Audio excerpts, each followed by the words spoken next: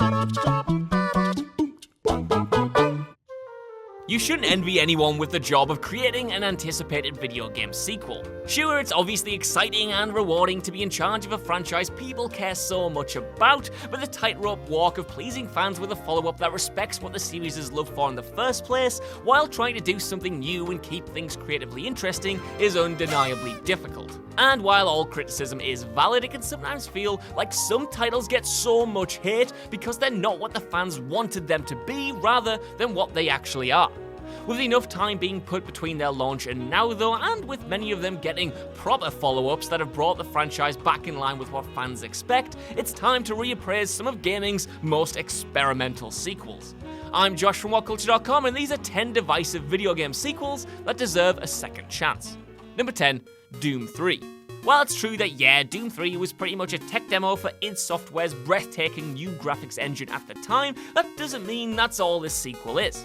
In fact, the devs crafted a pretty solid horror experience that made the best use of this new technology, awarding the game with a markedly different and far scarier atmosphere than the shooter series had ever enjoyed before.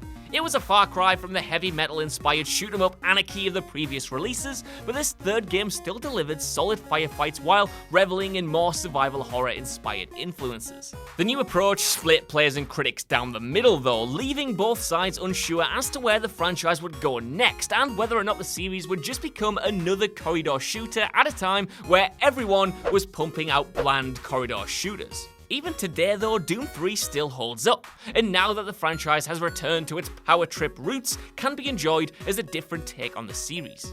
Number 9, Mortal Kombat vs DC Universe. Back in 2008, Mortal Kombat vs DC Universe felt like a slap to the face of anyone invested in NetherRealm's fighting series. Stripping away the gore and pitting these iconic ninjas and sorcerers against the likes of Batman and Superman, the entire project felt doomed to appeal to fans of neither franchise. While the project was certainly strange though, and the MK side of the roster did feel a little neutered with a T rating, it was still a surprisingly solid fighting game.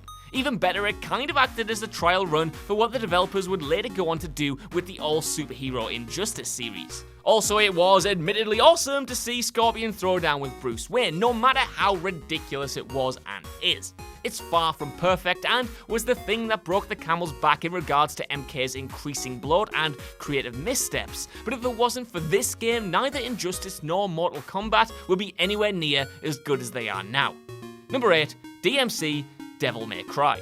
DMC was doomed before it even came out. Capcom had put a new developer in charge of expanding the appeal of their spectacle fighter franchise, which resulted in this needless reboot that discarded all of the lore and characters fans had actually invested into, in favour of a more modern Western interpretation. While a lot of the backlash gets pigeonholed into fans complaining about Dante's reinvention as a whiny hipster, the main complaint was mainly that the series wasn't in need of a reboot at all. However, when taken in isolation and not as a title intended to replace a version of the franchise people loved, DMC is a supremely solid action game. The combat, while slightly simplified, is still as meaty and nuanced as ever, while the hellscape aesthetic continually throws visually impressive arenas at the player for them to fight in. Even Dante himself, in all of his hot topic glory, can now be enjoyed now that he's not the Dante. Number 7, Resident Evil 6. In the same vein as DMC, Resident Evil 6 received particularly harsh hate, more so because of what it represented for the franchise as a whole, rather than its own individual merits. At the time, it was indicative of how far the series had come from its unassuming survival horror roots, bloated to the point where it was trying to appeal to everyone and subsequently appealed to absolutely nobody. And the game does have its fair share of problems, but there's just as many things Resi 6 gets right, and as an action game, it's a whole load of fun. Each of the 4 campaigns brings something unique to the table, while the litany of new and old monsters littering the screen keeps firefights intense and a total blast. Of course, everything is better with friends, but Capcom's sequel capitalizes on its co-op focus in a way that Resi 5 never did, built from the ground up to promote the idea of 2 players slogging through each campaign together. Number 6, Wolfenstein. While Wolfenstein is back on top thanks to Bethesda's soft rebooting the franchise, there was actually an attempt to bring the seminal shooter series back to life in 2009 from Activision of all publishers.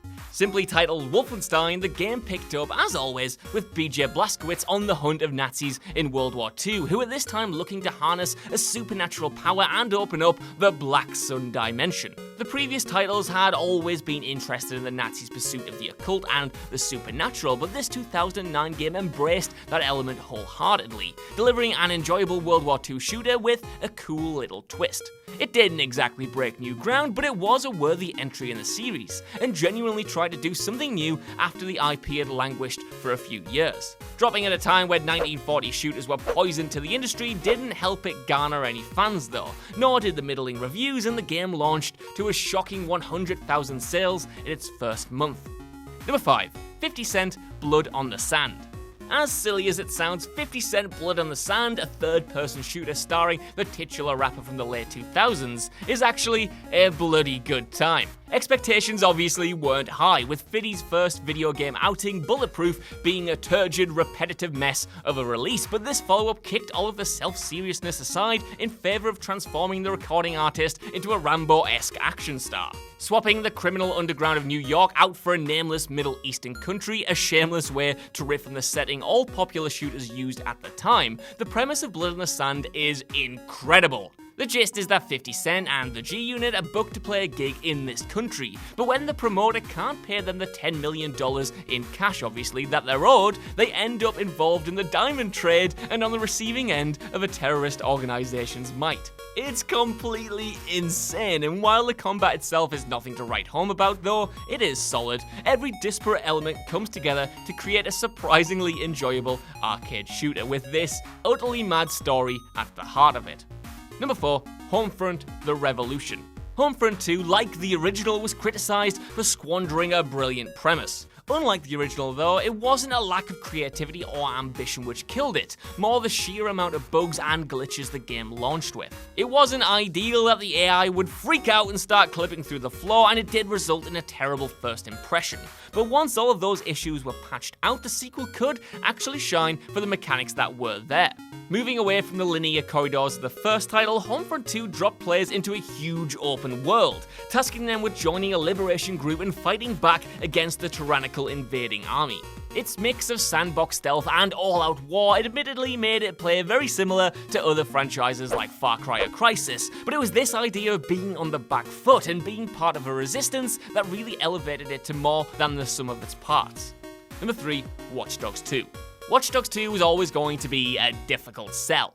While the first was one of the most successful Ubisoft launches ever, the hype didn't quite live up to the end product. The IP was still salvageable, but it was clear that the developers needed to reshape it into something which lived up to that initial excitement. In came Watch Dogs 2, a game which attempted to swerve away from the seriousness of the first release in favour of a wackier, more colourful set of characters. Each member of the new cast was as cliched as you'd expect, but at least they had actual personalities and were fun to follow, and if you could overlook the internet humour, had genuinely compelling arcs to watch play out. The gameplay itself was also more refined, with it being inherently funner to hack your way through San Francisco and cause a little bit of mischief along the way. It wasn't perfect, but it should be given some credit for righting a ship which could have totally sank. It's just a shame so many people abandoned it completely after being so disappointed with the original. Number 2. Call of Juarez: Gunslinger. Despite being one of the few Wild West franchises at the time, the Call of Juarez games never really enjoyed all that much success. By the time the third game rolled around, everything unique about the series had been dropped, with the developers swapping out the Western setting for a contemporary time period and a story about a drug cartel. Though that killed the franchise off completely, there was one final game which followed, an arcade title which returned to the Wild West. Despite the odds, Gunslinger, which adopted a new cel-shaded visual design and focused primarily on small, isolated arcade levels where you had to rack up points with fast, accurate shooting, was perhaps the best game in the entire series. It was the meta-narrative which made it something special though. The idea was that you were playing the stories of a legendary gunslinger, with his exaggerations and recollections shifting the game world as he narrated his life to someone else. It added a unique, surreal element to the story where you couldn't trust anything you were actually doing, a feature which more releases absolutely need to rip off. Number 1. Dark Souls 2. It's not a hot take to say that Dark Souls 2 is viewed as the blight on the entire Soulsborne franchise. Not directed by Hidetaka Miyazaki, the sequel made some rather contentious changes to the original systems, from how hollowing and bonfires work to a new focus on groups of enemies and a world which wasn't intricately connected in the same way as the areas surrounding Firelink Shrine. But for every so-called criticism, there was always a flip side. Sure, the world geometry doesn't make total sense, but the maps themselves are beautiful and surreal. Yeah, the lock-on kinda screws you when you're fighting a bunch of enemies, but not relying on it awards you with a sense of freedom in combat you might not have been inclined to experiment with otherwise. It probably won't be anyone's favourite in the series, but it more than deserves a spot alongside its brothers and sisters, especially with its stellar DLC in mind.